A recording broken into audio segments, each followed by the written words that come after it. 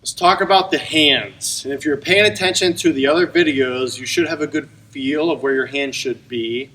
I'll say this, your hands don't need to be in one perfect position. That's the one thing where there's going to be a variation from one hitter to the next. But you need to be able to be in a good position with your hands so that what you're doing with your bat, makes sense and it ultimately gives you the best chance to make good contact. I'll show you a couple things that you should not be doing. When you're in your stance, you should not have your hands down here or way out or way up. You want to have your hands relatively close to your back shoulder. Simple as that. And so get your hands close to your back shoulder, and you'll see how that aligns with everything else that I've been teaching with the front arm, the front shoulder, the back arm, the grip, etc. And so I'm here. My hands feel like I'm pulling this knob in close to my back shoulder. That is a good loaded position. Talked about also just the simple analogy of like throwing a punch and loading up that back arm, just from a real basic standpoint.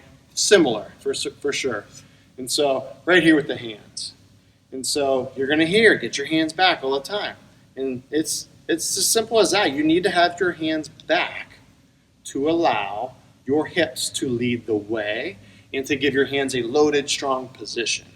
We talked about the separation, right?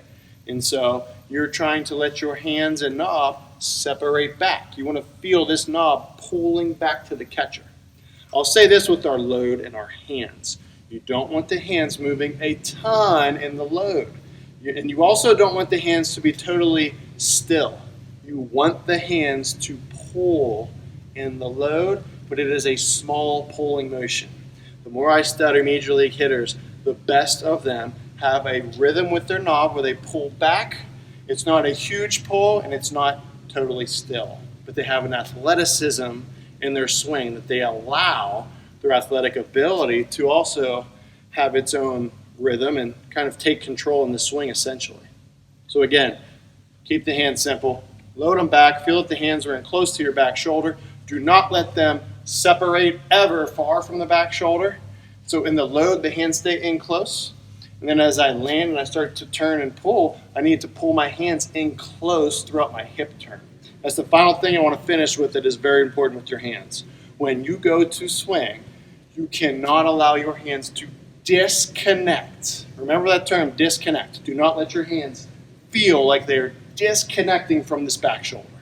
When you do that, it's going to hit the skinny part of your bat. You're coming around the ball, and now this barrel is taking a long path to the ball.